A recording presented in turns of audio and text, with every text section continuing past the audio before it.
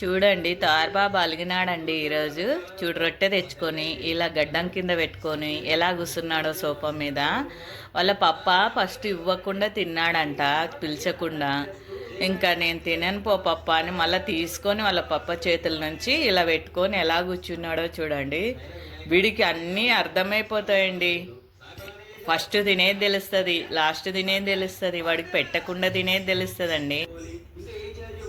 ఈయనని బంగపోవాలంటండి, ఇలా చేయాలా చూడండి. ఏం చేసి బంగపోవాలో ఏమో చూడండి. తిన్నాడంట, అదో మూత ఎలా తెప్పుకుంటున్నాడు. తిన్నానా పట్టు.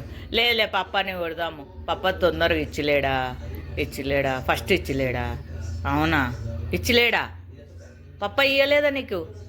తిన్నానా, సరే పప్పని కొడదాం. పట్టు తిను. చూడండి తిన్నాడంట. ఎలా మూతి తిప్పుకొని ఎలా బుంగ మూతి పెట్టుకుంటున్నాడో చూడండి.